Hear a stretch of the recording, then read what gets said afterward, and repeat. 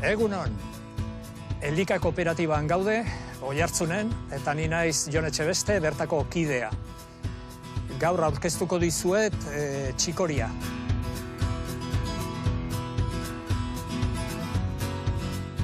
Hemen dakagu. Txikoria da lehengusua kardaberana, edo diente de leon ezagunago dena. Eta baitare, hemen eskarola ditugu, eta dia senideak. Txikoria, eskarola eta endibiak. Neguko barazki bada, eta udaberria aldea ja ez da ekoizten. Normalian negutegian egiten dugu, zeren temperatura eta jesten danian eta ekoizpena ez da inerraxa.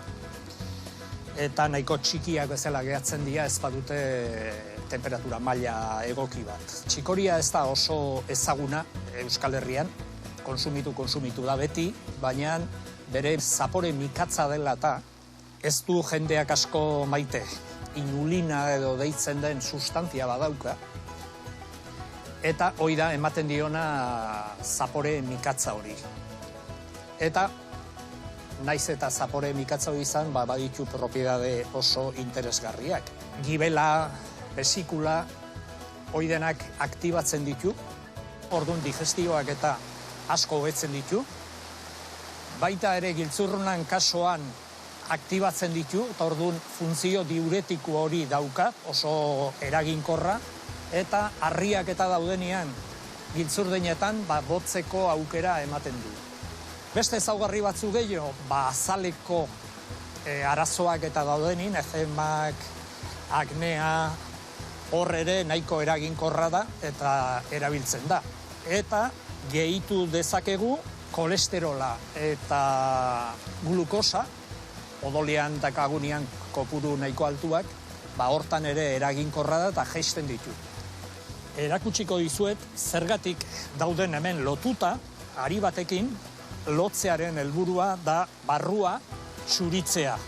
Orduan barruko hosto horiek daude xamurraguk, biguñaguk eta zaporea ere ez da hain mikatza. Horrek albideratzen du kanpoko hostoak egosita jatea eta nahi izan ezkero barrukoak txurienak ensaladan gordinik jateko aukera ematen du. Elika kooperatiba da agroekologiako proiektu bat, eta ekoizten ditugu barazkiak modo organikoan, zigilu ekologikoa daukagu, eta 3 bide ditugu salmentarako.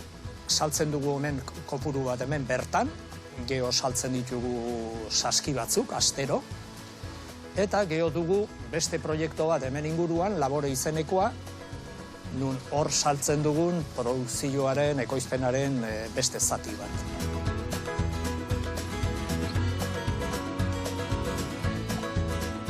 Joseba, agurra esateko garaia iritsi da, jarraitu jendea zaintzen, gomendatzen, barazkiak oso garrantzitsua digala osasunean. Gaur esango diogu agur txikoriakin, gure barazki mikatza hau, baina kriston onura dituna. Beraz, eutsi barazkiei eta zaindu.